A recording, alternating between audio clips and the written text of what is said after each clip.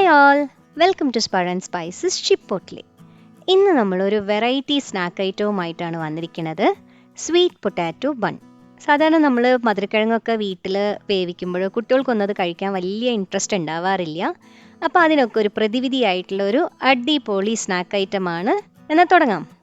അപ്പോൾ നമുക്ക് ആദ്യം വേണ്ടത് മധുരക്കിഴങ്ങ് തൊലി കളഞ്ഞിട്ട് വേവിക്കുക എന്നുള്ളതാണ്. ഇവിടെ ഇപ്പോൾ നമ്മളൊരു 2 മധുരക്കിഴങ്ങ് എടുത്തിട്ടുണ്ട്, സാധാരണ ഒരു മീഡിയം സൈസിലുള്ളത്. എന്നിട്ട് നമ്മൾ കുറച്ച് വെള്ളം ഒഴിച്ചിട്ട് ഇതൊരു 2 വിസിലിന് നമുക്കൊന്ന് വേവാൻ വയ്ക്കാം. അപ്പോൾ നമ്മുടെ വിസിലൊക്കെ പോയി മധുരക്കിഴങ്ങൊക്കെ നന്നായിട്ട് വെന്തിട്ടുണ്ട്. ഇനി നമുക്കിതൊരു ബൗളിലേക്ക് എടുത്ത് മാറ്റാം.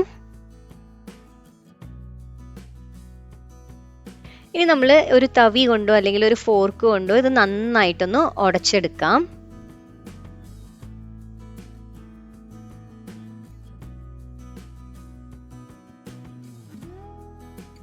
ഇനി നമ്മൾ ഇതിലേക്ക് ഒരു 1/2 കപ്പ് മൈദയും 1/2 ടീസ്പൂൺ ബേക്കിംഗ് പൗഡറും 1/4 ടീസ്പൂൺ ബേക്കിംഗ് സോഡയും ആവശ്യത്തിനുള്ള ഉപ്പും ചേർത്തിട്ട് കൈകൊണ്ട് നമുക്ക് നന്നായിട്ടൊന്ന് കുഴയ്ക്കാം.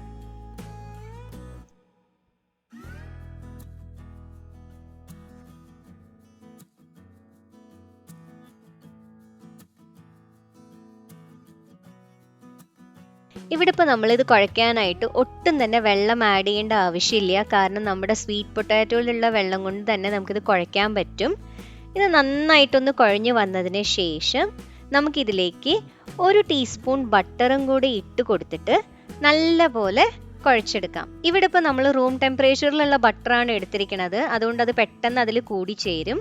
ഇത് നമ്മൾ ഏകദേശം ഒരു 5 മിനിറ്റോളം ഇതുപോലെ തന്നെ കണ്ടിന്യൂസ്ലി കുഴച്ചു കൊടുക്കണം. അതിനുശേഷം നമുക്കതൊരു 10 മിനിറ്റ് റെസ്റ്റ് ചെയ്യാനായിട്ട് വെക്കാം.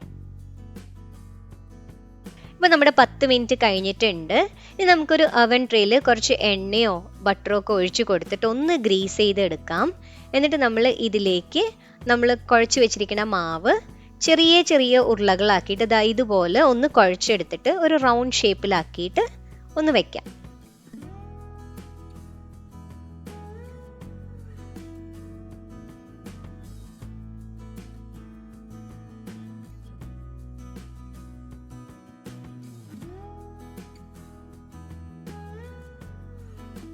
ഏകദേശം നമ്മൾ ഈ സൈസിൽ ഉണ്ടാക്കുകയാണെങ്കിൽ നമ്മുടെ 1/2 കപ്പ് മൈദയ്ക്ക് ഒരു 7 ഉണ്ടയോളം നമുക്ക് ഇതുപോലെ ഉണ്ടാക്കിയെടുക്കാനായിട്ട് പറ്റും.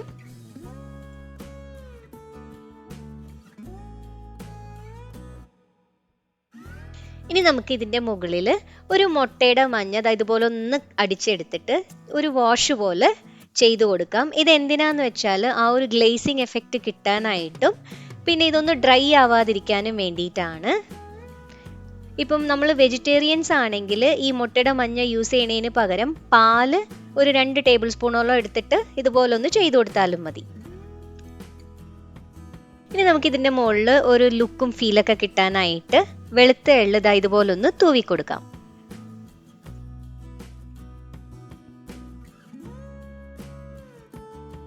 ഇനി നമുക്കിത് നമ്മുടെ അവനിലേക്ക് ഒരു 160 ഡിഗ്രി സെൽഷ്യസിൽ ഏകദേശം ഒരു 20 മിനിറ്റോളം ബേക്ക് ചെയ്യാനായിട്ട് വെച്ച് കൊടുക്കാം. ഇതിപ്പോൾ നിങ്ങളുടെ അവൻ്റെ കമ്പനിക്ക് അനുസരിച്ചിട്ട് ഇതിൽ ചെറിയ മാറ്റങ്ങളൊക്കെ വരുത്തേണ്ടി വരും. എന്നാലും ഒരു നോർമൽ ബേക്കിംഗ് ടൈം മാത്രം മതി ഇത് ബേക്കായി കിട്ടാനായിട്ട്.